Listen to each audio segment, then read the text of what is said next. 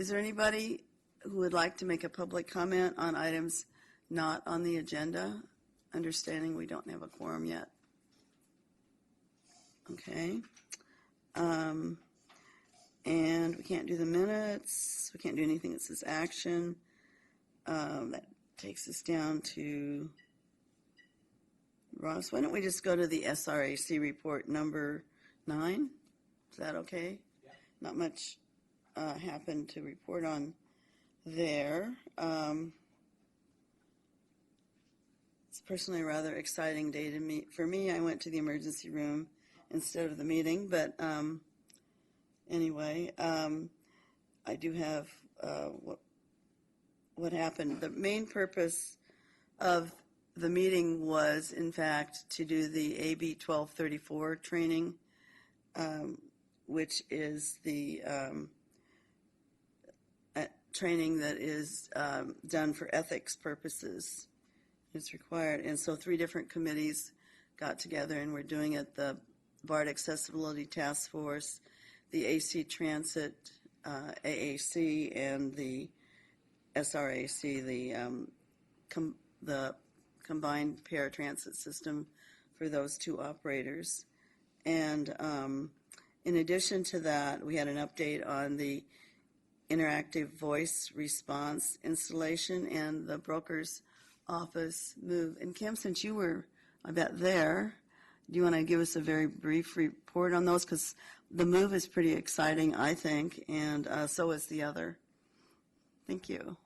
I will give you a little bit of information. I was running back and forth doing videotapes for the. We're doing a celebration of the 25th anniversary of the ADA in June, at the end of July, and we were taking some testimonials. So some of the things that I do remember or overheard were that regarding the IVR, which is the Interactive Voice Response System, I don't know how much you all know about that, but East Bay Paratransit is implementing what they're calling the IVR, and individuals who have demand rides, so no one on standing order rides, will receive a night before call as a reminder of the trip or trips they are taking the next day. And then the day of that trip, they receive a call approximately 10 minutes before the vehicle arrives to let the individual know it's coming. Just another way of them getting themselves ready. That doesn't change the window that is given to the individual when they make the call the night, whichever day they actually schedule the ride. However, one of the glitches in the system was the imminent arrival because of the way the system was working with our onboard mobile data terminals. So they're in the process of getting that glitch fixed. It's better than it was at one point, but the night before calls are working just fine. Regards to the Paratransit Broker's Office relocation, we're currently at 1722 Broadway. We'll be moving to 1750 Broadway in June, so we'll be completely in the office by the end of June. One of the benefits, there are many benefits to being in this new building, including space, but one of the main benefits is the building has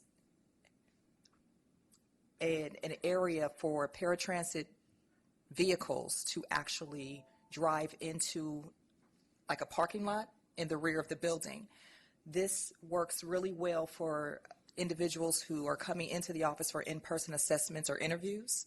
That way the vehicles are not piling up on Broadway and the applicant can come in and be dropped off right in front of the door to where the receptionist is. So again, the move will happen sometime mid-June, completely up and running. Let me say this, the actual call center dispatchers, that won't change. They'll just be in an off location area so that folks can continue to call in, dispatchers can continue to work with the driver, so there won't be any downtime in that. It's just that over 3 days the office will be moving from one area to the next. And that's pretty much it. Great. Are there any questions about the report? Okay, thank you for filling in. Okay, and we now have a quorum, I believe. So why don't we go back to introductions, and Tom, do you want to start with the introductions? Tom Jerez with Right Out the Transit. Kim Ridgway, AC Transit. Michael Dowgelli, East County Paratransit user. Sharon Keiki, East County Paratransit Unit. And I'm Janet Abelson from West County. Josh Sullivan from the Contra Costa Developmental Disabilities Council. Vicki Wojtowski, City of San Pablo. Rita Xavier, Contra Costa County Advisory Council on Aging. Michael Hopfe, Independent Living Resources, Contra Costa County and Solano County. And with you is? Oh, Emily Stevens, she's at Beaumont. Great. Okay, and let's go now to Peter. You want to go? Peter Engel, CCTA staff. Irene Ortega, CCTA staff. And then I'm Raj Chinden with Contra Costa Transportation Authority. Jamar Stamps, Contra Costa County Department of Conservation and Development. I'm sorry, could you say your name again? Jamar Stamps. Jamar?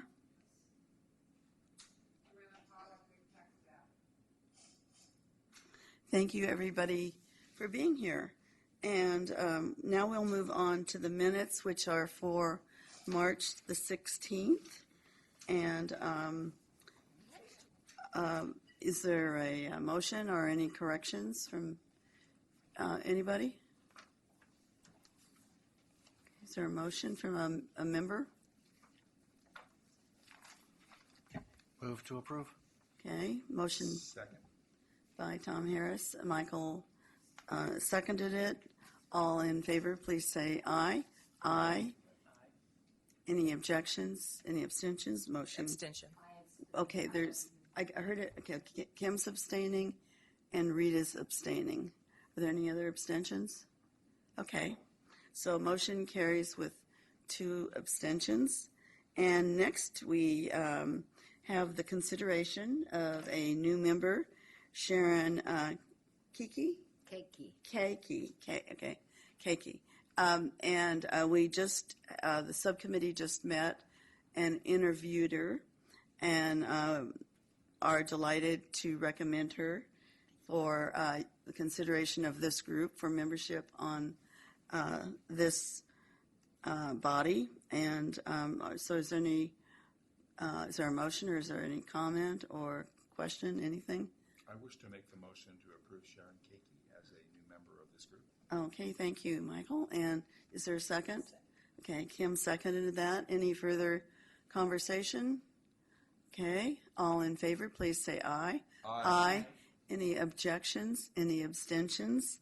Motion passes, and welcome, Sharon. I think we're going to be really happy working with you. Her interview was absolutely delightful, and I learned a new place to go shopping even.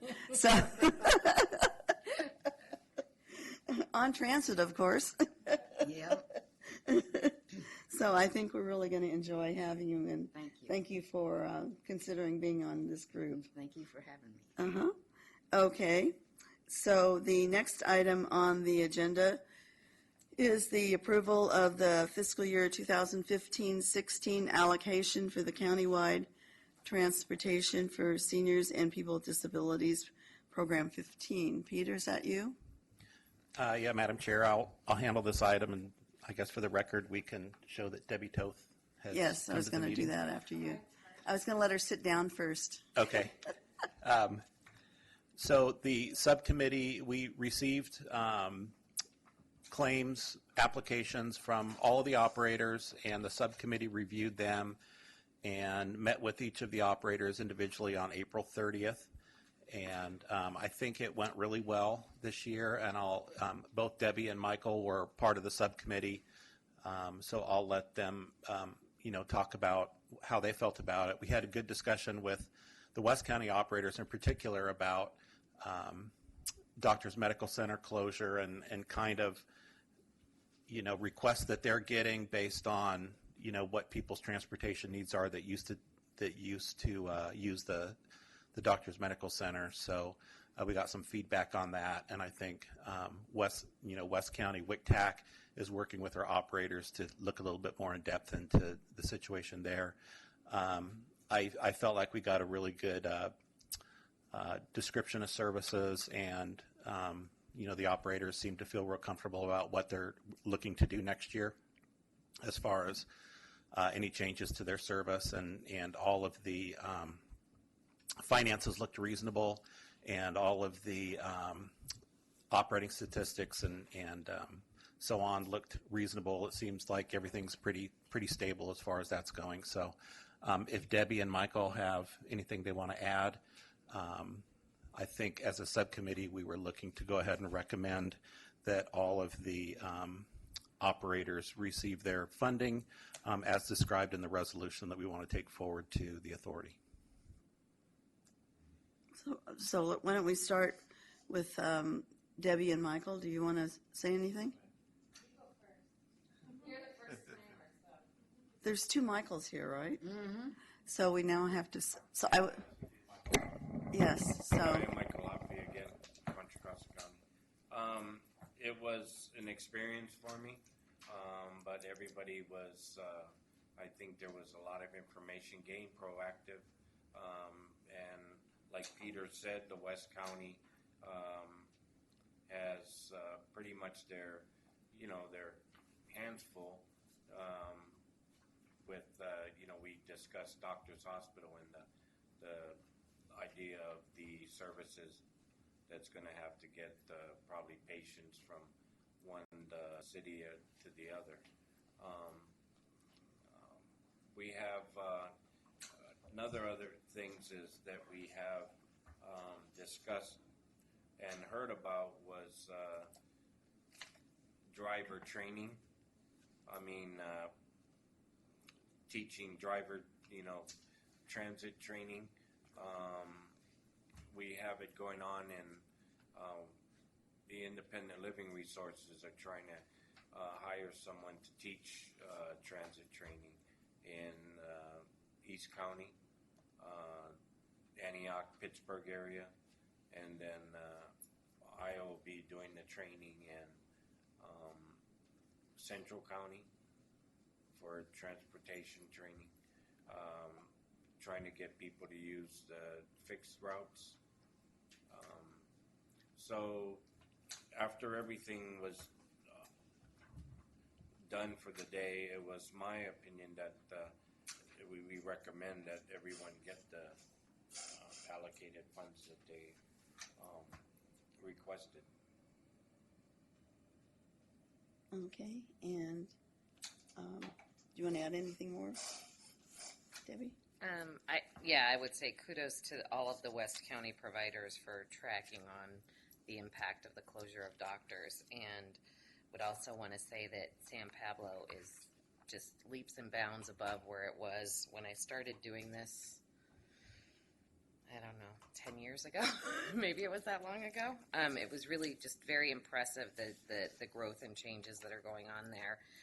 And I think we had good opportunity, good conversation, a lot of learning, and I think that we have an opportunity as a board to really, or as a committee, council, to really look at some of the issues that we're going to have moving forward with the population growth and how that impacts the ADA mandated providers, and how also we're going to prepare for services above and beyond ADA. And I think we had some good conversations and absolutely would recommend the funding. Okay. And, just to be clear, we're recommending to all of the, I forgot the actual count. How many operators are there? 7? Okay. So all 7 operators. So when we say the operators, that is what we're referring to, right? Debbie and Michael? Yeah. Okay, just to be clear. Okay. So, and that's a motion? Yeah, I think so. Debbie? So the motion would need to be to go ahead and recommend that the Planning Committee and the Authority approve Resolution 1528G, which is the funding resolution that funds the Program 15. Okay. And is there a second for that motion? Okay, there's a second from Rita, and the first was made by Debbie. Is there any more discussion on this? Okay, and are we all ready to vote then? And also, just to check, is there any comment from the audience? Okay, not seeing any. All in favor, please say aye. Aye. Any objections? Any abstentions? Motion carries unanimously. Okay, great. There's Ross. Okay, so Ross, do you want to give us an update on the development of the transportation expenditure plan, please? I'll give you a quick introduction of okay. Ross. Ross Chittenden is the authority's deputy director. He's in charge of all of the projects that go on. He's also been assigned the fun task of developing the transportation expenditure plan. I did a brief write-up in the board report. The transportation expenditure plan is what basically the voters vote on when they're voting on a transportation and a sales tax initiative to add to use sales tax funds for transportation programs. The transportation expenditure plan explains how all of those funds will be used, and that's what the voters are actually approving. So I'll turn it over to Ross. Wow, I think you pretty much covered it all, Peter. No, actually, I'm going to stand up. Sometimes I get a little animated because this is something I'm get a little excited about, so I like to stand up. So thank you for putting me on your agenda. Again, my name is Ross Chittenden, Deputy Executive Director here at the Authority. And what I intend to cover here are kind of three things. One is just a little bit of where we are and how we got here over the last 25 years, or I think we're up to 26 years now at CCTA. Talk a little bit about some of the things we heard and learned when we went through the countywide transportation plan process, and then go over a little bit, expand a little bit on what Peter talked about in terms of what a transportation expenditure plan is, and then the process we're going to go through to see if it's the appropriate time to put one on the ballot. Just to kind of start with that. What our board has authorized us to do, and this is with quite a bit of input, is to look at, work with a variety of stakeholders and start looking at the development of a transportation expenditure plan and what we would do with additional revenue if we were able to get that through voter approval. I want to make sure that I leave you with that statement as we're in the discussion phases of transportation expenditure plan. I don't want anybody to leave with the impression that CCTA has voted we're going to the ballot, because that's quite a ways off. In fact, that's 14 months off, and ultimately the decision will be by the Board of Supervisors, not by CCTA. So I'll cover that when I get into the process. So again, thank you for inviting me in. Let's see. Yeah, I already know. What do? Yeah, I think if you could just, doesn't look like this is working. Oh, now it's working all over the place. Okay. So want to just kind of go back to where we started. And I'm sure you know your history lesson of CCTA. So we were created in 2008. Concurrent with the voter approval of Measure C. So Measure C was passed in 1988. It was a 20-year half-cent sales tax measure. And included in that measure, it was after a period of lean funding from the state and feds, and I'll talk more about that as I go through my presentation as well. At that time, there was a long list of major infrastructure projects that had been sitting on the books and hadn't been funded. So Measure C predominantly had large construction projects. We did some widening over Willow Pass, the BART extension, contributed to the BART extension out to Pittsburgh, and a number of other things. And it did start, there was some modest funding in there for bus and bicycle, pedestrian, as well as some funding for paratransit and transit and other services for seniors and persons with disabilities. But Measure C was predominantly funding for large construction projects. Fast forward, Measure C was a success, and in 2004, collectively, CCTA collectively with stakeholders throughout the county decided to put another measure known as Measure J on the ballot, and it passed with 71% voter approval in 2004. Revenue started in 2009 and will continue to 2034. One of the big differences between Measure C and Measure J was that Measure J, there had been a lot of the infrastructure backlog had been addressed by Measure C. So Measure J was about 40% investment for large capital projects, things like Caldecott, Highway 4 widening, and the E-BART extension. But about 60% of it were for what we call programs. And programs are things like return to source money to the jurisdictions for pothole repair and resurfacing. There's increased funding for buses, increased funding for paratransit, considerable funding for bike and ped trails, transportation for livable communities. So it was a little change from Measure C being primarily large projects to Measure J being more on the program side and less on the large projects. So just wanted to set that stage, and you'll see why a little bit later in my presentation. So when you put that together with some of the other functions that we have as a congestion management agency, you'll see we have a wide variety of responsibilities. So we don't own and operate anything, which I worked 27 years at Caltrans, and I will say it's very nice not owning and operating transportation facilities. I know some of you are operators, and you know what I mean by those phone calls at midnight when something's not going right. We don't have that, but we do fund a variety of transportation alternatives. So Lindsay Willis, who, I don't know if Lindsay's been in with this council or not, but Lindsay Willis, our Deputy for External Affairs, is really good at marketing and communication. So she's put together this little summary so you can see on one page a snapshot of the different things we invest in with revenue out of Measure J. So you can see we truly do fund all modes of transportation in Contra Costa. So I now want to just switch a little bit towards the project delivery side. So these are the large highway and other larger transit projects, E-BART and Hercules and things like that. These are just some of the things we do to try to be responsible to the voters. We get projects what's called shovel ready. So we'll start the environmental and design even if projects aren't necessarily fully funded, knowing that many times if you're into a project you can attract additional funds, and that's proven to be successful for us.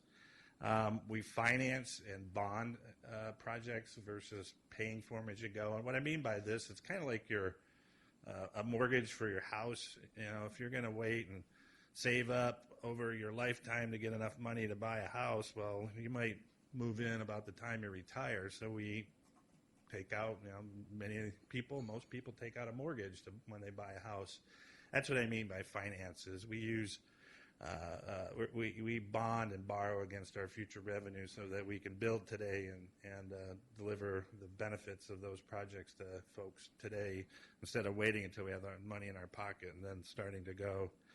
We maintain great relationships with our funding partners. So these are folks like MTC. MTC collects the revenues off 7 toll bridges. They have many other sources of funding, work well with the state and Fed. So that hasn't always been our method here. Sometimes we would fight over principle, and I don't want to mean that we're not trying to protect our principles, but it pays to get along with folks, and that's worked well for us with MTC and others to help us fund our projects. And as a result of all that, we've been able to leverage our sales tax revenue against other funds.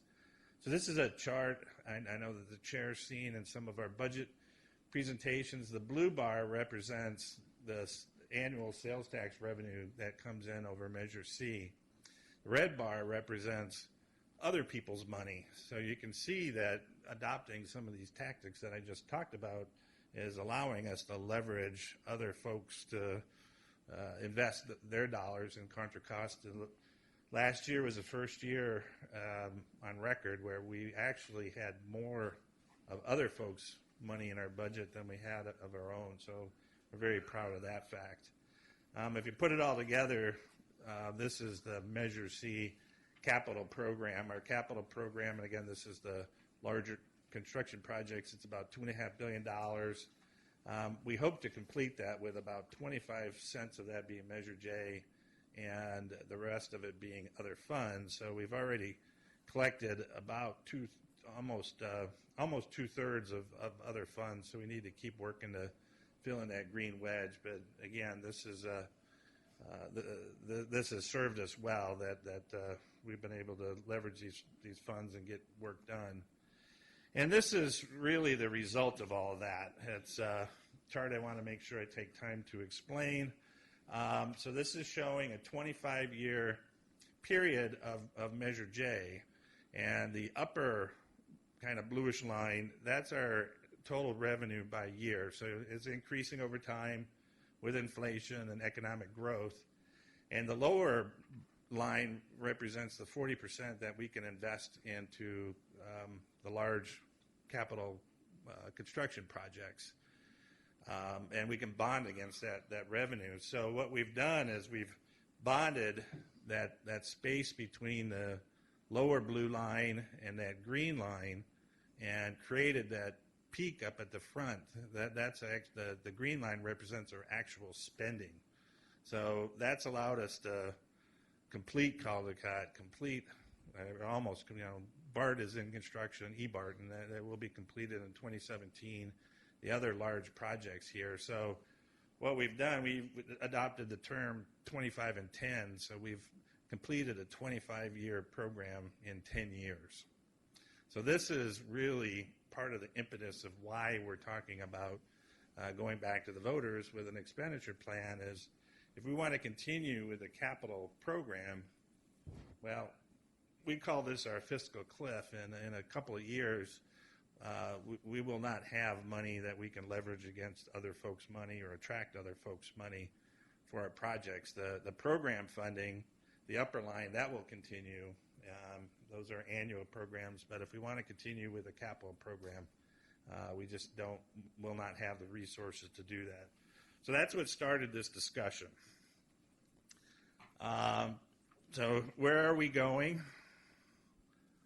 So we are part of what's collectively referred to as the self-help counties. This is a phenomenon in California. There's 20 counties in California that have chosen to tax themselves for transportation. It takes a 2/3 vote to do that, so it's a supermajority vote. What's 20 out of 58 counties, that doesn't sound like a whole lot, but it represents 81% of the population. So this is a phenomena that's taken a hold throughout California. Contra Costa has done it twice.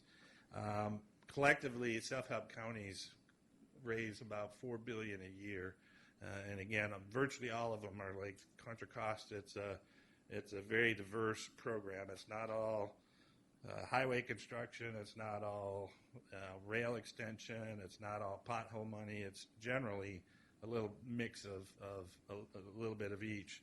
Because we have to make, as Peter explained with the transportation expenditure plan, we have to tell folks how we're gonna invest our money, and then we need to deliver on that. We have a saying, promises made, promises kept. Pretty much all the self-help counties say that. That's what allows the public to entrust us with their funds and vote.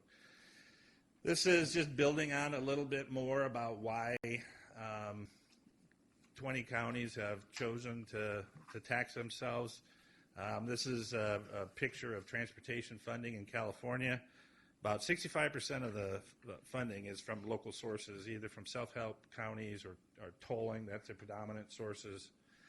You can see the state kicks in around 22%. The feds about 13%.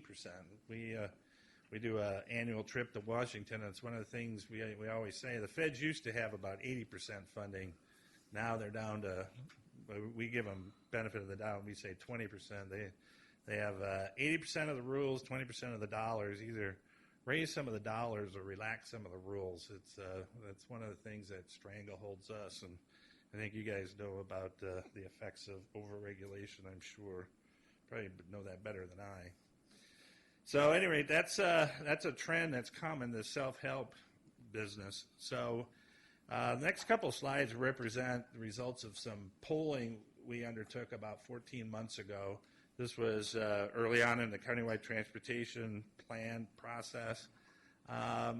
This is a very common, you'd see this virtually in every poll. Is there a need for additional funding for transportation? You're always going to get about about 3/4 that say yes. The next question you ask is, well, where's the money coming from? So gas tax polls at about 18%, I think, on a good day. There's vehicle miles traveled taxes that have been talked about. That does not poll well. It has a lot of technological and privacy issues associated with that. Other statewide sales tax doesn't really make a lot of sense because you already have 81% of the people covered by a sales tax. So they don't poll well. But more importantly is they don't say what you're going to do with the money. And money goes to Sacramento and Washington. It kind of seems like it disappears. Here again, we have to do a transportation expenditure plan. So we did ask the question, where's the money going to come from? So this is the results of a poll that says, okay, thank you. This is the results of a question that was in the poll. In the kind of shaded box, it's exactly 75 words. The significance of that is that a ballot measure is limited to 75 words. So we posed a question that asked folks if they'd be willing to increase and extend the local sales tax, and 68% of the folks said yes, right at the line. We need 2/3. So if that were to pass, if that vote occurred today, we're above that 2/3, 66.67. We're barely above that, so it would pass with this. So this is what gave our board some additional encouragement about should we start talking to the voters. There seems to be support. So with that, we as staff received direction from our board to undertake activities that would lead to the development of a transportation plan that, again, we would work with our stakeholders to see if we'd want to put on the ballot. You have this as a slide in the slide deck here, but I also gave you a separate copy because that's pretty small. We're going to start with our findings from the countywide transportation plan process, and this is another product of Lindsay and her team. I think it's very nice, one page, front and back. What we heard, and we heard you, we want to keep a couple of things here. One is this side with the boxes in color. These are the items that came up most often when people from the public contacted us. We did telephone town halls, we did telephone surveys, we had an interactive online tool. Very similar to the poll results of what people are willing to support. The other side, we heard you side, we had a record public engagement through this process. We this telephone town hall that I talked about, we had 5,200 people online. That single meeting was more people than have ever attended a public meeting, and this was one meeting versus 25 years of CCTA existence. So we have an engaged public. We want to keep the public engaged. So we're in the process now of developing an outreach plan, but again, we're going to start with what we heard through the CTP, the countywide transportation plan process, as we start working on our expenditure plan. Yes, absolutely. Regarding the 4,069 visitors here, do you know any of the demographics of that population, and can you talk about the outreach that was done to gather the population that you did gather? For that particular event, we tried to reach out to folks who are less likely to have computers and online. So we did robocalls to generally people over 50. So it was dispersed throughout the whole county. And yes, the people that helped us with it know who they were. They know who stayed on the line and who didn't stay on the line. But yeah, it was throughout the whole county, and it was deliberately targeted to people who may not be participating in the online tool. So it's just one of what this is supposed to say is it's one of several means that we've used to engage people. We had the in-person workshops, we had the online, and then we did this telephone town hall. It was kind of fun. It was like a talk show. So my boss, Randy Iwasaki, and Martin Engelman, our planning deputy, it was moderated. They were taking calls from the public, and all of us would say, okay, here's Joe from Pittsburgh wants to ask about this, and they'd talk to them, and it's kind of fun. So we're going to do some additional ones. But yeah, it was through a robocall. But If I might make a suggestion that they reach out to some of the members on the Paratransit Mhm. Council to ensure that our writers are being included. Okay. Because they may not be people who would get the Right. outreach from you typically, so we could maybe help Yeah. in that effort. Yeah, I can't tell you how the robocalls were initiated, but certainly we can take that input. So we're going to start with the countywide, what we learned during the countywide transportation plan, and then develop a transportation expenditure plan through a series of iterative processes. So the things that we see as necessary elements of the transportation expenditure plan, first are we worked on a set of principles, and that's another document that was included with your handout package, about 4 pages with text. And I think it really embodies our culture of cooperative planning and trying to do so through a transparent and inclusive process. So you'll see a lot of those kind of words, balanced approach, which is really to make sure, since this is a countywide ballot, that it would provide benefit throughout the entire county, and that it would kind of balance the needs of the economy and the environment. Certainly understand the need for reduction of greenhouse gases and for per capita vehicle miles traveled. We know that there is a link between public health and transportation, and certainly with the greenhouse gas emissions, but also just through active transportation programs where getting people out of their cars and walking or riding a bike is very helps people with their health. Certainly want to take care of the investments we've made, so maintaining our existing systems resonates with the public. And then the last one, flip the page, we've inserted one, innovation and technology. We don't know what the future is going to hold. This is a 25-year plan.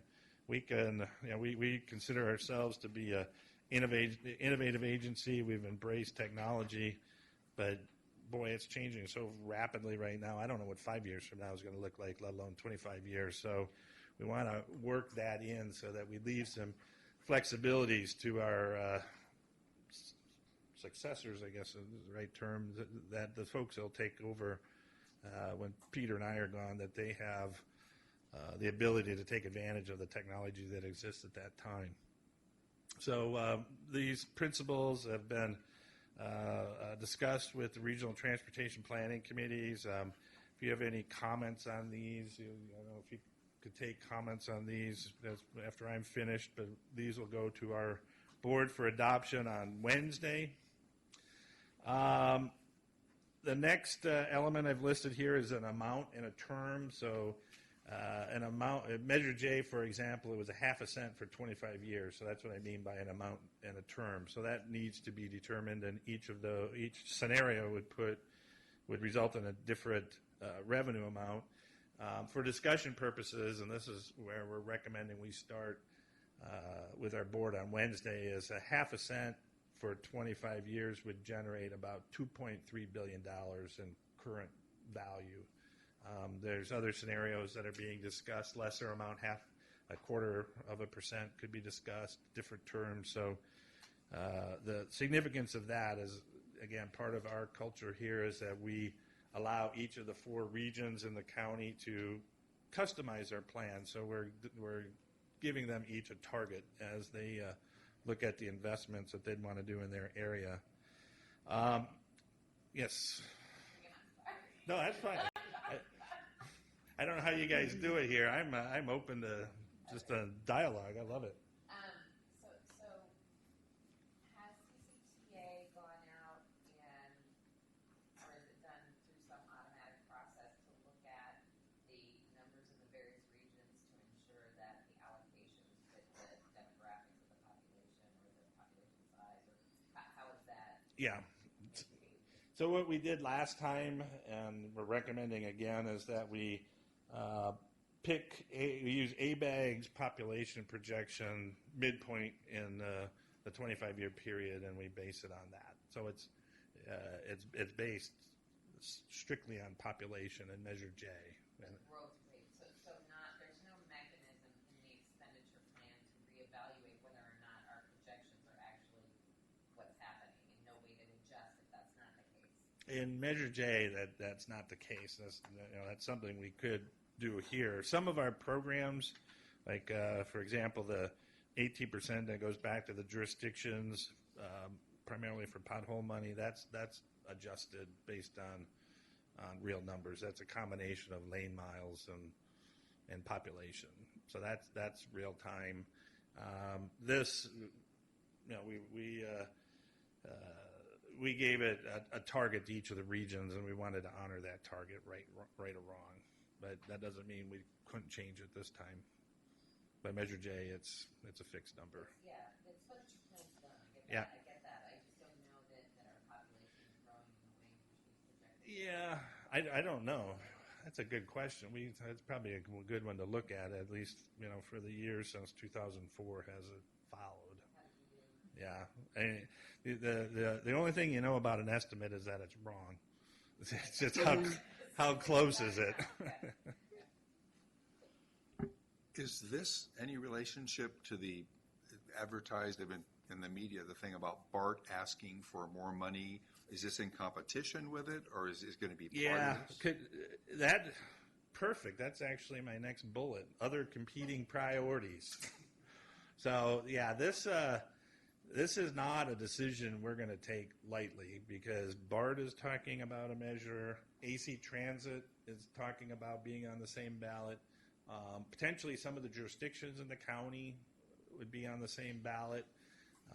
MTC is starting to talk about a regional gas tax.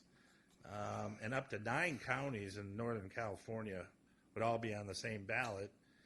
Potentially, some people are speculating that Governor Brown or his party will be on the same ballot to convert the temporary half-cent that the state enacted into a permanent. So we could have all kinds of other asks on the ballot. So we'll be assessing that as we go, but that's certainly something we'll keep an eye on. We speculate that there is a threshold point that the public just will not tolerate. I mean, we know there is. We don't know what it is. So we definitely will keep an eye on who else is on the ballot. Your second part of your question, we haven't we've chatted with BART. We haven't gotten into detailed discussions with them. If we're on the same ballot, we sure as heck want to make sure it's complementary, that we're not competing. We might be competing for voter affection, but we want our program and their program to be complementary. But we haven't gotten that far yet.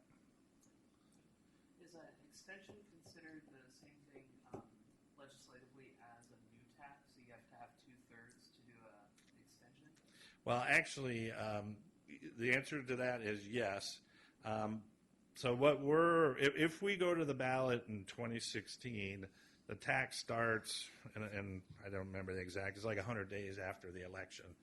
So we would go from a half a cent to a penny from 2017 to 2034, and then it dropped back down to a half a cent for however many years we go beyond that. So it's more than an extension. It's an increase and an extension. It'd be, technically, it'd be a new tax separate from Measure J, but it would be additive to the half a cent in Measure J for a period of years. And if strategically you just chose to extend Measure J, would that reduce it to simple majority?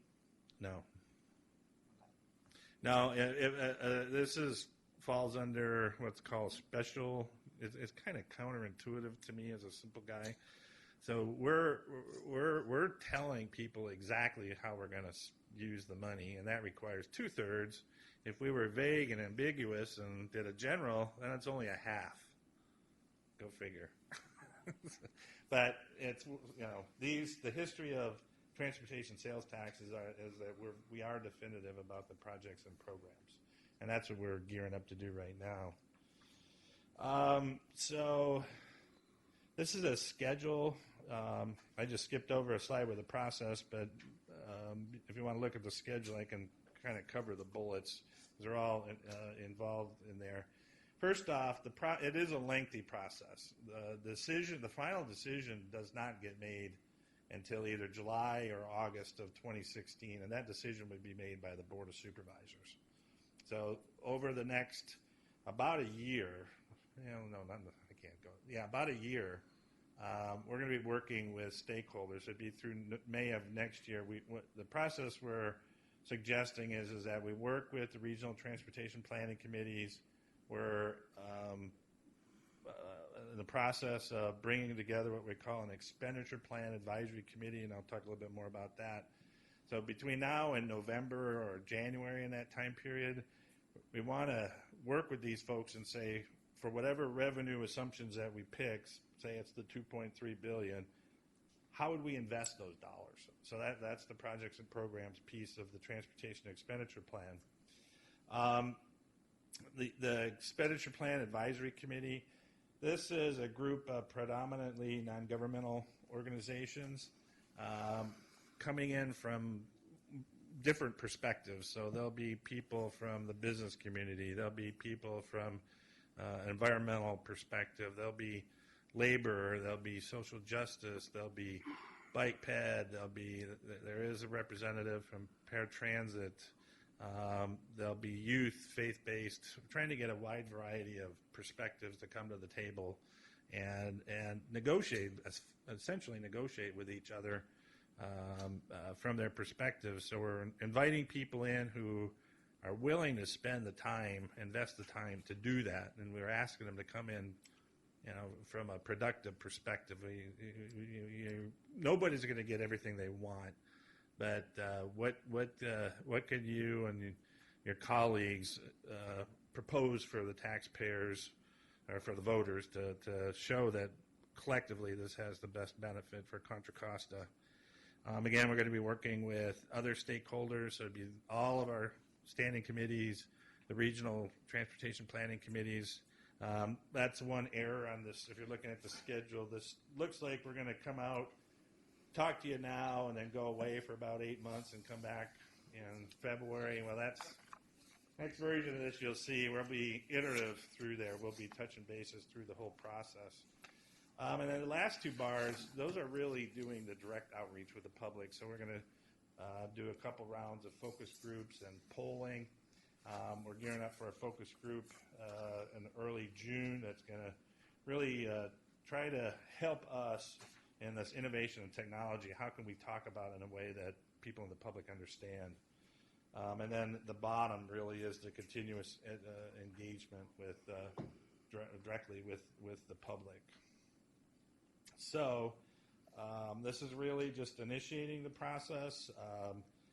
I think it's probably up to you to collectively decide how you wish to input. I think we have some existing programs, but we're asking for this first round, and we're doing we're calling a call for projects with the regional transportation planning committees. For the existing programs, does Measure J fund them at the level that we want them to be funded, or do we want to bump that up? Are there programs that have either emerged since we developed Measure J or weren't able to be fit in and we had to put them at the side, but maybe there's room now? So I think your input would be very valuable in that. You can input, and I apologize, I don't know who the representative on EPAC is from a paratransit perspective, but certainly you could input directly to us, and we'd certainly like you to input, for some of you that represent different parts of the county, input to your regional transportation planning committees. A suggestion might be if you wanted as a group to advocate for certain countywide programs, you could discuss that here. And then if there are needs that exist more in, say, Central County than East or West, advocate that through your regional transportation planning committee. So we're just starting. Want to make sure you guys are aware that we're on the way, and certainly recognize that Measure J had some funding that you represent as a council, and I think you'll have some input or want to give some input into the next round. And end of, well, not end of story, end of the first chapter. You want to take questions or comments now? Yes. Okay, who would like to start? I'll start. Okay, Josh? So I remember you were asking for input on the principles document. I know when it gets down to the trenches, accessibility and equal access for all will be will come out from stakeholder groups. Right. But it would be amazing as a member of this council and as a voter, taxpayer, all that, to see maybe accessibility from the 50,000-foot purview.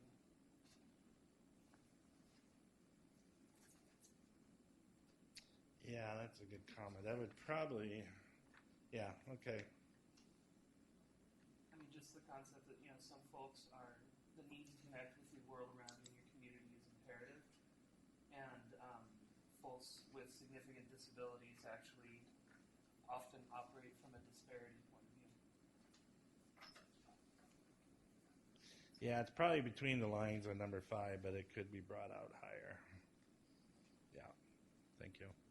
Okay, anyone else? Debbie? So I want to thank you for coming. We don't often get blessed with higher ups at CCTA. It's kind of You cool. have Peter. Yeah, well, we all know. We all know when you work with the Paratransit Coordinating Council, you're not quite at the executive director level, but we are immensely grateful for Peter. You have no idea. You have no idea. Going to take all of our jobs someday. Yeah.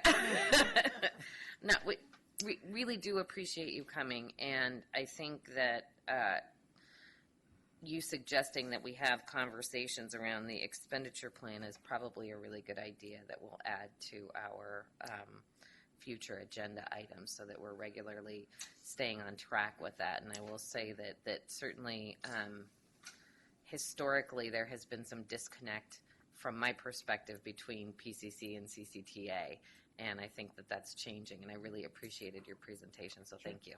Well, you're welcome.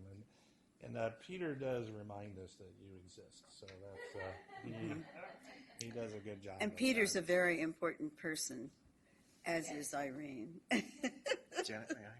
Yes, please, go ahead, Tom. Russ, I just thought I'd share, since we have your ear.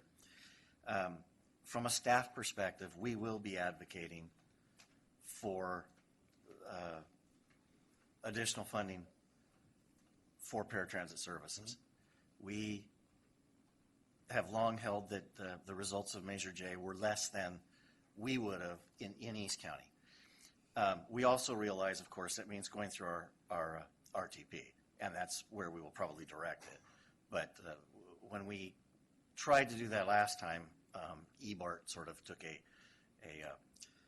preference, as one might understand. But we did share with them, and we will be sharing again, that there's a growing need that is difficult for us to serve, and the only way to serve it better is to look at funding opportunities. So, yeah, I don't know,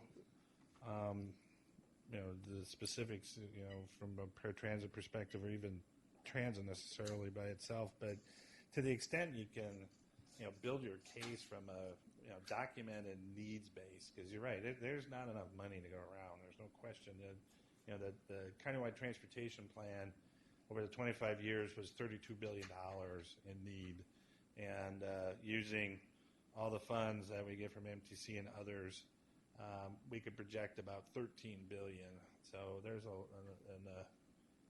don't think I did that, 11 billion. So there's like no, I'm not doing the math right. There's an $11 billion shortfall, just getting caught up in numbers. So if we can come up with $2 billion and there's an $11 billion unfunded need, there's high competition.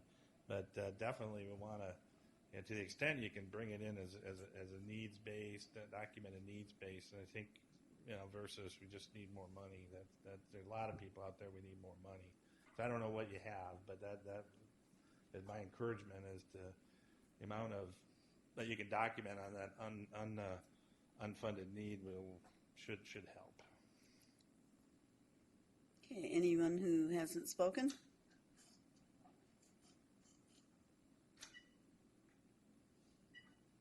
Rita? No. Anybody else have anything else they want to say? Madam Chair, I just might add, and this is kind of in reference to what Debbie first was asking about the outreach. I do recall shortly after that information came out that there was what we saw on the computer definitely did not capture the demographic that this particular group is interested in, but there was a significant amount of written surveys as well that were done through outreach, as well as people would call in and we'd fill out the survey form, and they were a lot more weighted on disabled elderly populations, and if you just took that written survey information on its own, there was a much higher, obviously that was a lot more, what am I looking for? There was a lot more demand for services for paratransit. So what I thought I would do is, we were talking about having Lindsay at the next meeting to talk about the webpage anyway. We can maybe have her talk a little bit more about how that outreach went and get suggestions from you on the best way to do outreach to senior disabled populations. Having heard some of that before, I think that's a great idea, Peter. Thank you for bringing it up. Debbie? So I have a general on this topic. As Ross pointed out a number of times, it's ultimately the Board of Supervisors' decision whether or not this goes to the ballot. And I brought with me, and I'll pass them out, this is part of a, I think, 8-page letter to the chair of the Contra Costa Transportation Authority from then chair of the Board of Supervisors, Karen Mitchoff. This is back in October of 2014. And the reason why I brought it was to point out that there is support for what we do at the level of the Board of Supervisors, who is the ultimate decision maker. And specifically, when they address in this letter transit service improvements, paratransit is called out. And it's very important, I think, for us as advocates to know, you can kind of take one and pass it on, to know that there is support at the Board of Supervisor level, and it's not just with CCTA.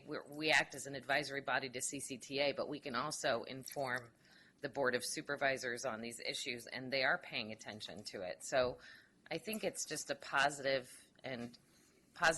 statement, and it's also a ripe time for us to be advocating and speaking about what the needs are, particularly on the expenditure plan in this forum as well as outside of this forum. And I appreciate also the allowing us feedback on those points, because I think that's important too.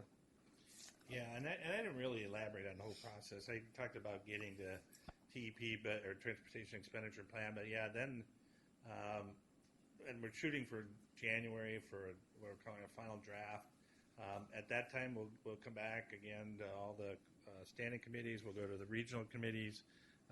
We'll go to, we'll hope we'll be doing presentations with the Board of Supervisors, any city that invites us, and then adjust based on, and engage direct with the public throughout that whole process, and adjust. And it's in May that our board will adopt, or need to adopt to get to the ballot in 2016, a plan, and then it goes out for ratification by the cities. It needs to be approved by at least half the cities, representing half the population. Of course, we want 100%. If we don't have 100%, we're probably not going to go, and then ultimately to the Board of Supervisors. So it is really a collective decision. It's not CCTA's decision. It's really a collective decision we're really just facilitating the process. Okay. Did you have something more, Debbie? You look like you do. I would say that the majority of people on this board are also advocates, and so if there's seems to be some pushback from cities, I think that many of us would be happy to go and plead the case. So we'll try to keep that. We're developing a schedule right now of all the meetings we're going to attend, and we're going to be busy. But that's something we'll try to publicize. So if you live in wherever, I didn't catch everybody in the introductions. If you live in Concord and we're going to go to Concord City Council, you'd have a chance to go at the same time we are to advocate. Okay. Anybody else have anything they want to say? Well, Ross, thank you very much for coming, and I imagine we'll be seeing you again. I'm sure you will. Okay. You've got a busy schedule ahead of you. Okay, with that, we'll move on to a review of the Paratransit Agency transfers. Yeah, I'll kick this off. This actually was a request from one of the members last month that we have a discussion on this. We are missing a few of the transit operators. Today they had some previous meetings that they couldn't make it. We do have Tri-Delta here, and I think Tom was probably prepared to at least talk about, their perspective. Kim is here from East Bay Paratransit, and she can probably talk about hers. I suspect, Vicky's certainly welcome. I think this is more of the public operators have this issue with making these paratransit transfers.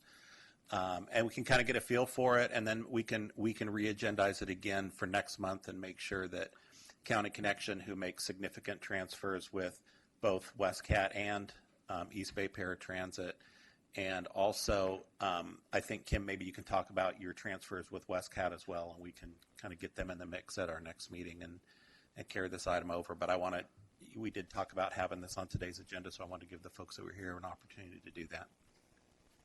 Okay, so should we just sort of go around the table? Tom, that would mean you would get to start? Oh, good. I'll tell you what I know. I think I said 2 meetings ago that some of it's difficult to assess, but we made an attempt. The number of transfers that we do, interagency transfers, is relatively easy to take a look at. It looks like it's about 550 a month. Those are generally... Could you do me a favor? Since you happen to be the first person, could you define that for people who might not otherwise know? Oh, Thanks. it would be a trip out of our service area that requires coordination with another agency so that we can transfer the person to the other agency to make the complete trip. And this is the public ones that we just described? Yes. In our case, the overwhelming majority would be with 3CTA, with the link service. We do that at the North Concord BART station. By the way, I can pick on WestCat, but I think we do about 1 a year where we transfer to WestCat. So, but don't tell Charlie I said that. What we don't have is real good data on all the trips. We did some sampling and took a look. It looks like average wait time runs 10 to 15 minutes waiting for at the North Concord BART station to make the transfer. It can go up to 45. It doesn't happen often. Our policy, although not formalized, is at 45, if we can, we will take the person on to their destination. We're not going to leave them there. That's an absolute. We don't leave them there. Even if they request it, except with one exception. If they request it saying, just leave me here, and they are taking BART, we can do that. But if it's to be a transfer to 3CTA, we won't. We will try and complete the trip, which is what we would do in a majority of cases. This doesn't happen very often that the connection ends up not being made. But we would continue on the rest of their trip. There have been 1 or 2 in the last year where we actually had to bring the client back because we wouldn't wait. We wouldn't leave them there, excuse me.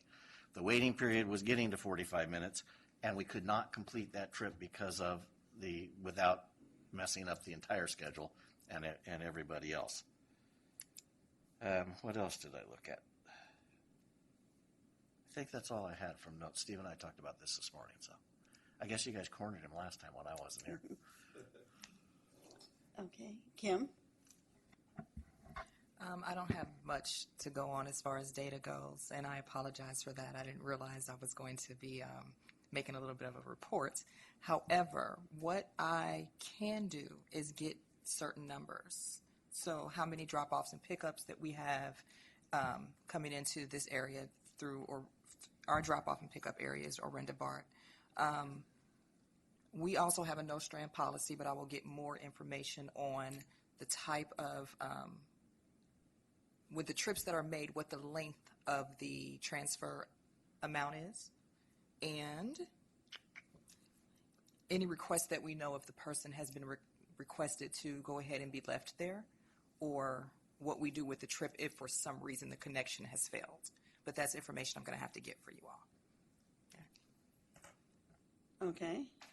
And who then am I missing? There were three, right? Vicky's not a public operator.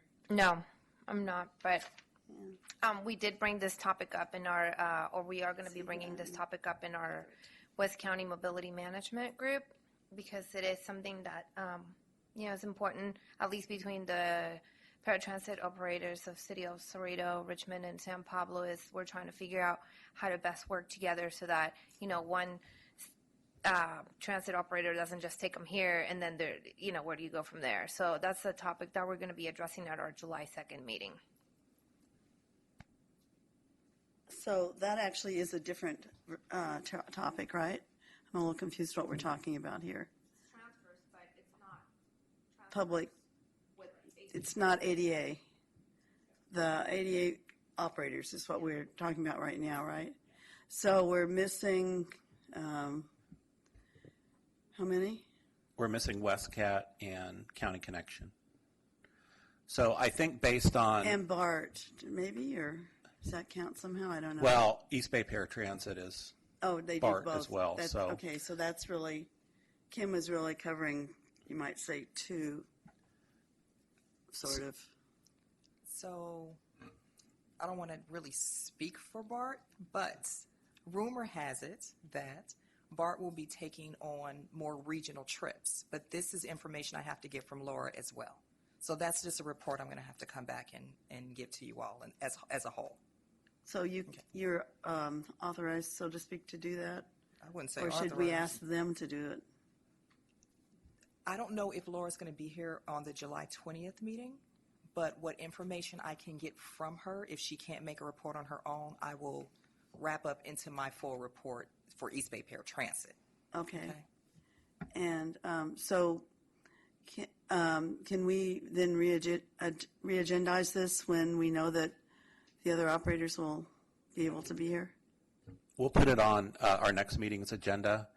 And if there's anything from any of the members based on what Tom and Kim talked about as far as data they can get, or if there's other things that they're looking for, or other things that people want to hear about, maybe they can look into that as well, or they would know right now if that's even possible to get that information. I can think of, just thinking about it from the point of view of a user, some of the things that are of interest, you might say. One would be how much in advance do you have to make a reservation? And let's see, that's the main thing I can think of, actually. I consider a big problem, actually. But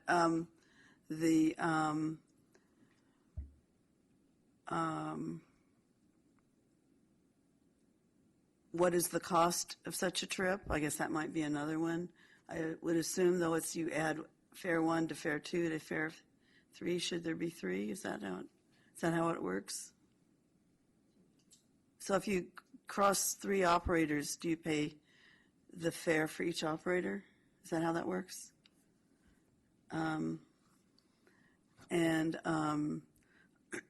Another issue I can think of that makes me not ever do that is that the experience I have had historically is that you went from,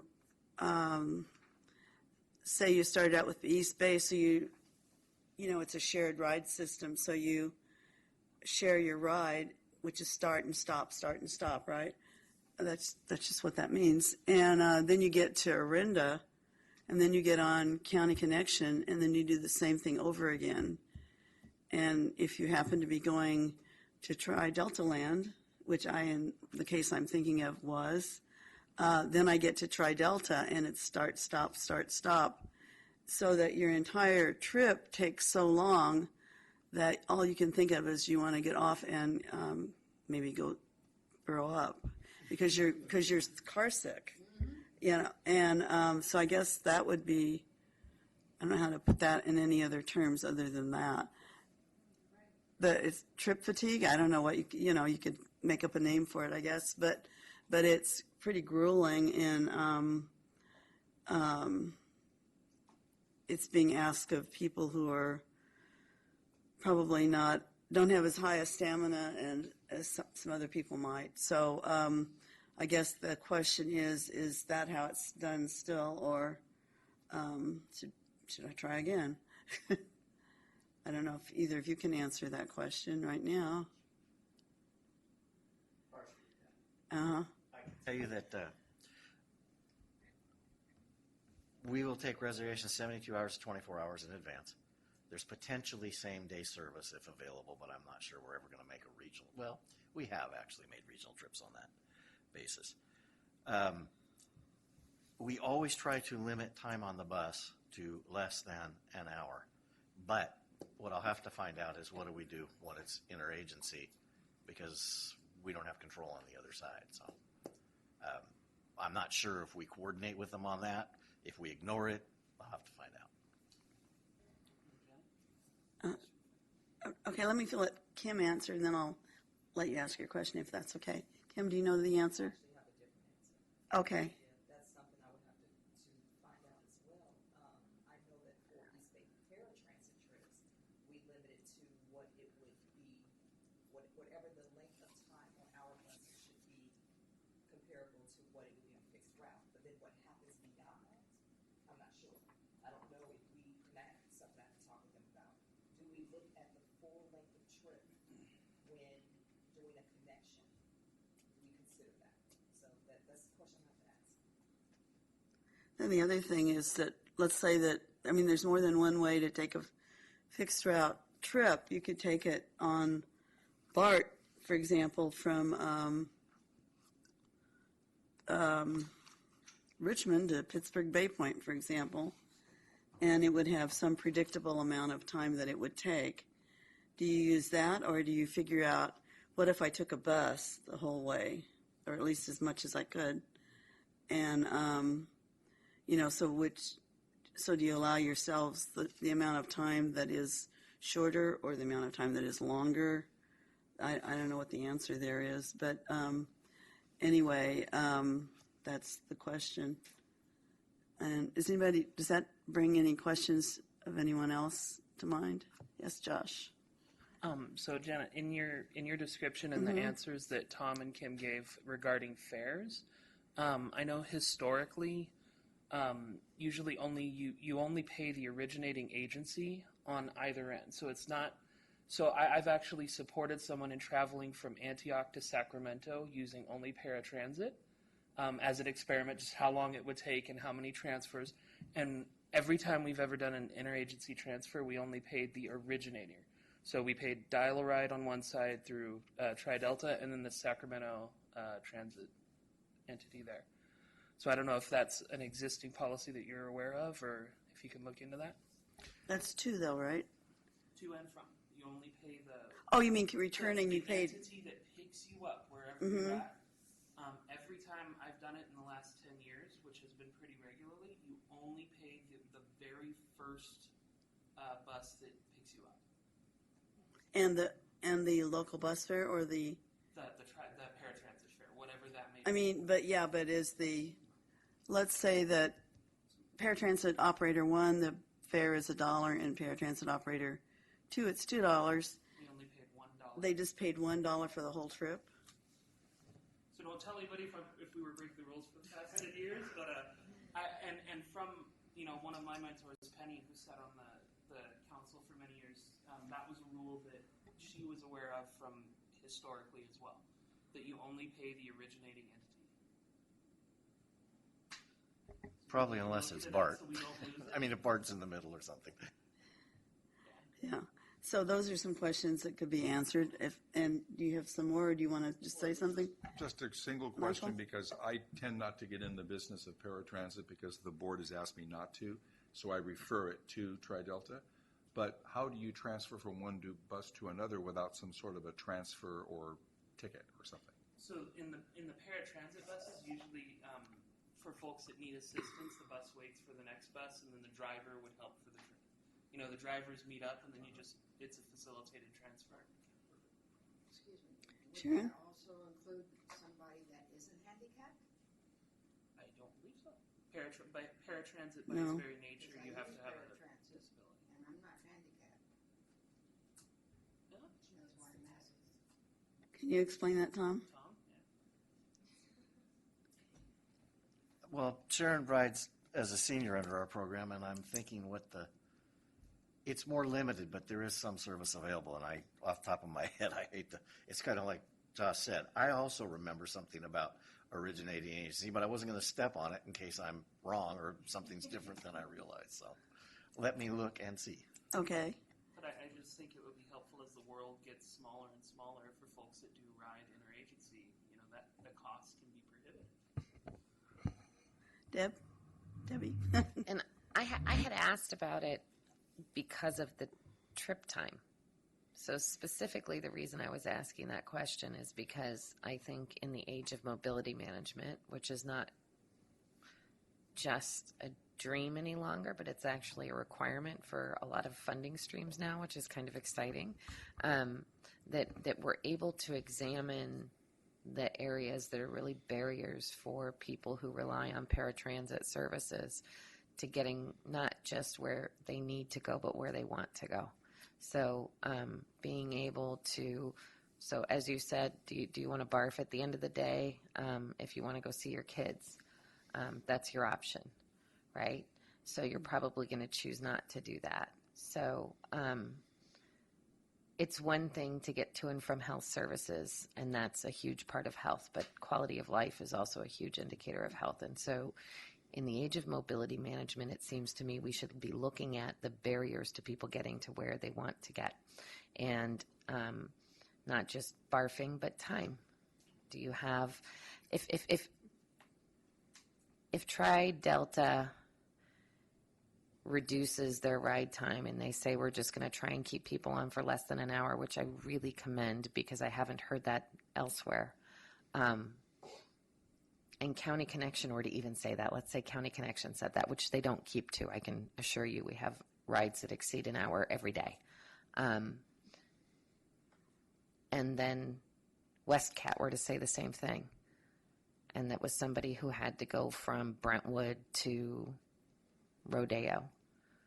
That could be 3 hours, even assuming that everybody stayed to that as a maximum.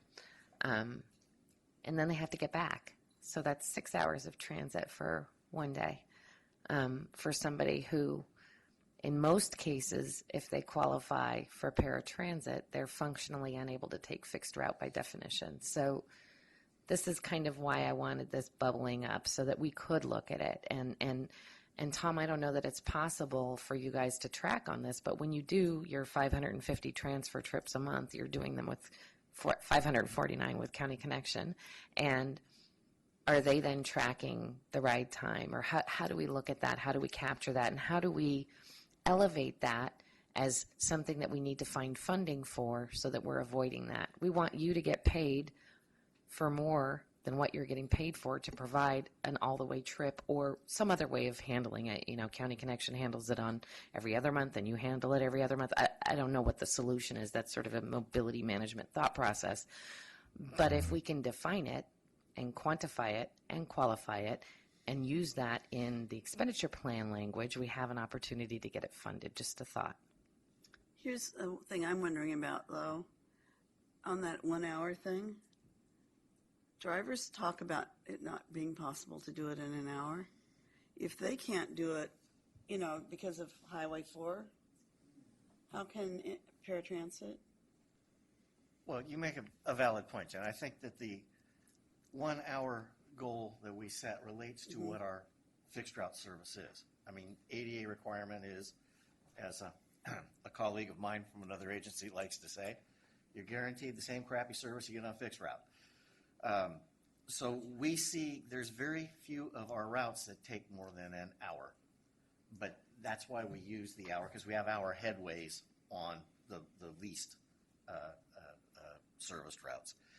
When you get into going outside of the area, you get into something else as well, because then there is, remember where we are, and this is from our perspective. Tri-Delta Transit serves eastern Contra Costa County, and the link trips that we do transfers on are people going far outside of that area. So comparatively, regular service, they'd still be going on BART or one of the other operators, and there's a time involvement. So I don't think we're looking to focus the entire trip down that far, as far as confining it even more. And one would say that because of cost effectiveness, as you said, it's still a shared ride system. One of the issues with going longer distance outside the service areas, you end up being a sole ride sort of taxi service, which is above and beyond the requirement. So we're balancing all those needs. It's also obviously much more costly on a per person basis if, for instance, we take somebody into Oakland or San Francisco or something like that. So we're always balancing all of that. There is another, if I might point out, because I like to do it on this particular topic, there is another sort of, I'll call it halfway alternative, which is that BART would work as the thing that got somebody from one part of the county to another. And I'm pretty sure it's still true that if you went across the street and looked for the paratransit stop sign, which is supposed to be there, you won't find it because it's no longer there. They'll put it up and then somebody will take it down for some project and then they won't put it up again. So if you need a paratransit, if you're trying to do your bit by taking BART part of the trip, and but you're not very mobile, and so you can't get to, you can't just look all over all the bus bays to figure out where the paratransit stop sign is, if it happens to even be there. And a lot of, so it's very frustrating because there's not a lot of maintenance done on the paratransit stop signs, which in fact ought to be right up by the station agent booth, not out in the hitherlands. So that's a kind of another level of issue that comes up, I think, in this kind of a situation. So it isn't any of the, it's my understanding that's a BART issue, that isn't a bus issue, because it's on BART property. That's what I've been led to believe anyway. So that would be a thing that, actually it's a thing that in the past the PCC has worked on making sure that in Contra Costa County all of the BART stations did have paratransit stop signs at the BART stations that were, first of all, there, and then secondly, were located in a place so that there wouldn't be a long distance that a rider would have to go in order to get from the paratransit vehicle to the station. There's a lot of benefits from that, one of which is that it makes life a lot easier for the rider. Another one is it will cause more people to consider riding BART for that go between and that that long distance in between. It'll get the rider there faster, and it'll ultimately save the paratransit provider money because they won't have to spend the same amount of time. So I mean, there are some other. It isn't just a matter of the of making the paratransit the paratransit service improvements. It's a matter of things like signs like that could, that I know I personally find really frustrating. And this is actually the place where I have the problem, right across the street. I've reported it many times and it never gets fixed. So, you know, where did it used to be across the street? It used to be the stop closest to the station agent. It also used to be the stop farthest away from the station agent, in a place that I couldn't even get to in the chair I was then using. So I could see the paratransit vehicle, I just couldn't get to it. I get off BART and then I'd want to go see catch it, because I knew that's what I was trying to do, and I couldn't get that far because I couldn't push. So that's kind of the frustration of wanting to be part of the solution, but kind of being unable to be. So those there's a lot of different things involved. Debbie?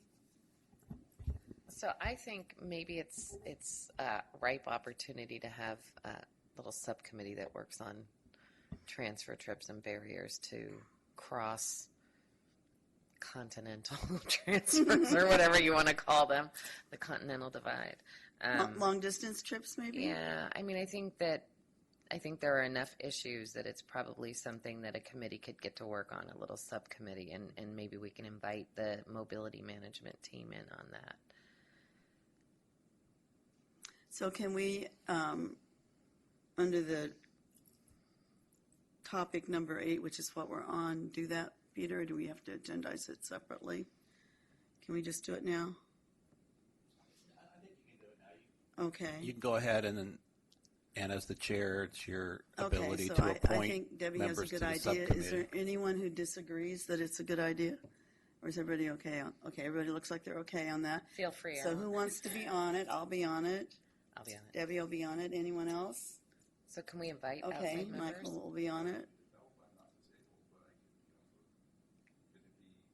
You can help think, right? I think so. Anybody else? And I was thinking we could invite either Elaine Welch or Ty Boyle from Senior Helpline Services. I don't know that I'm not sure they would add all that much, really. They're the Mobility Management Center right now. I know, but they don't have a Management lot Center. of paratransit riding experience. They don't, but they have to be part of the solution. So Not necessarily if we're going to do mobility management, you have to have the well, mobility no, but what we're managers trying to do involved, is get people from point A to point B. which that's is what we're mobility trying to do. management, which is mobility management. The rider is the Right, center but of the I purpose. would personally feel more comfortable with having another user of this person who rides. I don't have a problem with 15 riders being a part of it, but I think if you don't Okay, bring so right now we have one person on this little committee that is. a that's- rider. Yeah.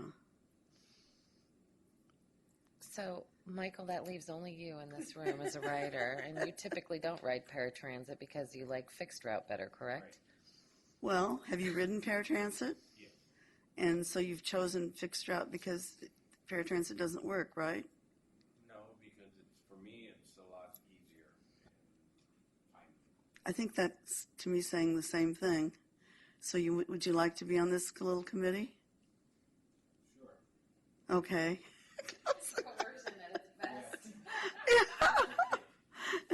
It also speaks to the fact that we need to have more riders on this committee.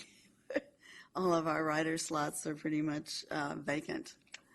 You can come? Okay, so let's see. So we've got Michael over here, Michael over there, and Sharon, and I'll be on it. Debbie will be on it. Have I missed somebody?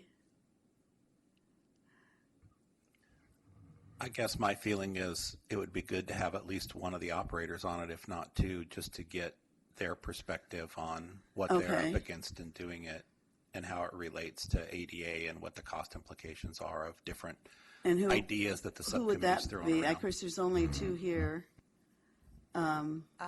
I will volunteer for the committee, but I also would like to stress what Debbie is saying, to have a mobility manager there that will allow us to hear your concerns, and then with all of us at the table can help us find a solution for those concerns. Because again, like she said, Ty is the mobility manager for Contra Costa County, so he has a nice little scope of all of the different agencies. The problem is he isn't actually a member of this committee. No, she was just saying Yeah. invite him in to get some As- suggestions for as a him. visitor. Correct. Okay. Yep. Well, I think anyone can come as a visitor, right? Yeah, because it's open to the public, right? We can invite anybody. Yeah, It's not necessarily open to the public. It's not, it wouldn't be part of a Brown Act thing, but we can. okay, okay. So you'll be on it? Okay, so shall we go ahead and have a meeting and get started? Sure. Okay. So, do we have anything more on this agenda item? Actually, yeah, I just want Josh? to, so in the bylaws, for ad hoc committees, can you have non-members of the PCC be members of an ad hoc committee or appointed committee? Because that's a pretty typical thing in bylaws. Specify one way or the other. Okay, so we could have community members that aren't part of PCC contribute, and in that case, I would love to take that to my constituency in the council, because we do have several council members who are paratransit riders, and invite them. I'm sorry, you say council members? Yeah, Oh. in the Developmental Disability Council, we have several constituents in our membership that Who ride? every day. Okay, And so perfect. I'll announce that at the next meeting that we have. Okay, first we have to have a meeting time, but minor details. Okay, Is everybody familiar with, does everybody has internet access, I'm assuming, email? And is everybody familiar with doodle polls? Okay. Yep. We'll have Irene send out a doodle poll to try and find a date that works for everybody. You're I'm not sorry. a doodle poll person? I do not do that, I'm sorry. Michael, I will call you and give you the dates and times and you'll see when you're available. It's an old-fashioned phone. Old telephone. I bet Irene could help with that too, couldn't you, Irene? We're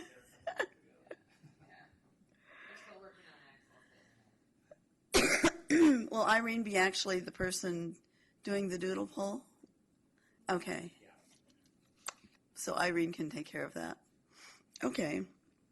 So, and so let's say within, what time frame do we want to set it up? Couple weeks, preferably. I don't know, maybe that's a little, say within 3 weeks. Yeah, You try? start with we'll go out a couple weeks and then we'll do 7 or 8 days worth of. Okay, the other, so just to make it a little easier so that we don't quite spin our wheels as much. So this would be during the day, right? In the afternoon? Okay. Does that work? I was just going to say, throw out some dates along with some time, so it may be some morning times, some afternoon times, and then whatever works best for folks. So A lot of people they'll with just doodle it. disabilities can't do things in the morning. They'll just doodle it, and What? then they'll doodle it. Yeah, and but then that's what I'm you calling mark the spinning our ones wheels. that you're available for, and then that's That's how what we I'm do it. calling spinning our wheels if we get put out times that don't really work. That's what I'm concerned about. We generally actually. try and schedule it not like later in the, from late morning to early afternoon. We try and stay Okay. away from, because they're going to do a paratransit trip anyway. We need to be able to get them Yeah. here, so. Okay, we're ready to move on, I hope. Okay, so now we're at item number 10 on our agenda. This is the Bay Area Partnership Accessibility Committee. Who does that? You know what, Mallory's been doing it, so we can just skip that one. Okay. And the Senior Mobility Action Council?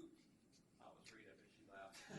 Debbie, Rita left. Oh, I was. I was just going to see if I could look up the agenda so that I can refresh my memory and then we'll update it. Can you skip on to the next one? well, that one is one I was wondering why we even have it on the agenda. Why? Funding opportunities, because we don't ever seem to do anything. No, we can, you know, we can, if there's funding opportunities, we can bring them up. I think it will Okay, rather than agenda. up under other items. We wish. I have a funding opportunity. It's called the Transportation Expenditure Plan. Yeah. Okay. Why don't we substitute that for it? And you could maybe tell us if there's something, happening with it that's of relevance to the group. Okay. Have that given you enough time, Debbie?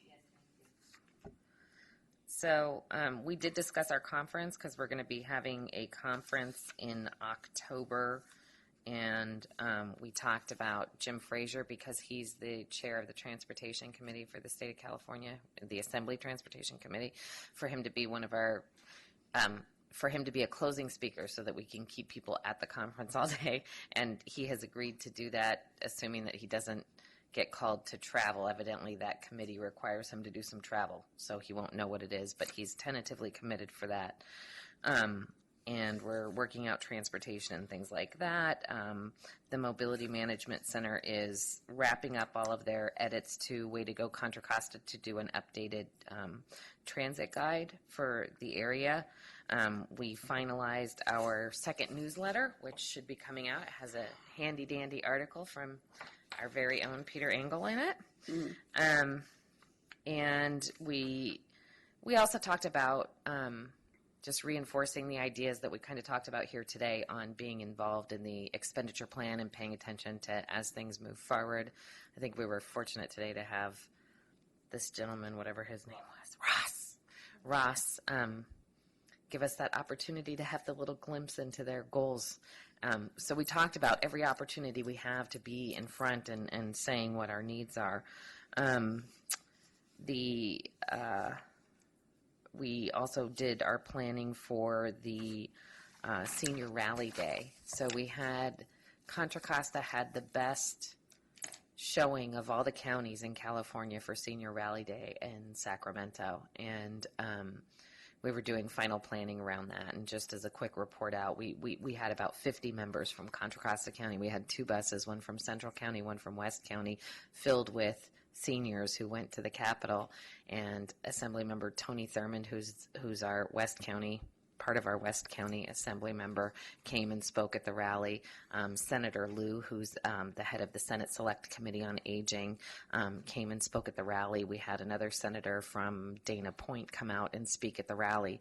I did a presentation at the rally as well as some others, and we did some legislative visits in Lonnie Hancock's office because she has part of West County, and Assemblymember Susan Bonilla's office. And we did bring up transportation as one of the priorities for seniors in California. That's it. Thank you. Okay, now we're on item 13, future agenda items. So what do we have already, Peter? We have a continuation of transfers, and what it'll probably be is a update from the subcommittee meeting.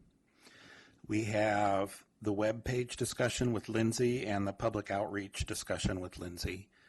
So those 3 items, and then we're putting in the transportation expenditure plan update for funding opportunities.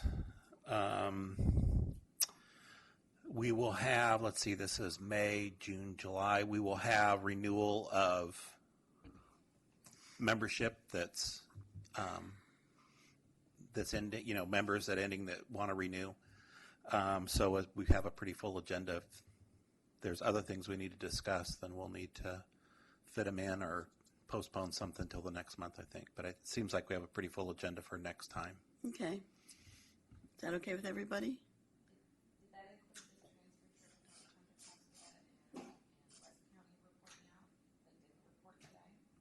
Yeah, we could do that along with the subcommittee update. Or we could ask that they come to the subcommittee, since that's the group that's going to start moving this forward. Huh?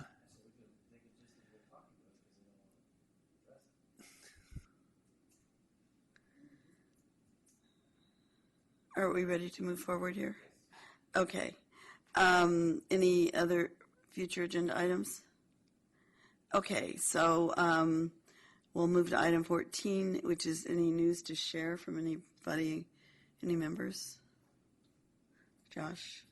I would throw out that the Contra Costa and Alameda County DD Council joint dinner, since I know you advertised that crab feed here, our joint dinner is, yeah, totally, happening June 16th, and we have a call out for nominations for our Excellence in Service Awards.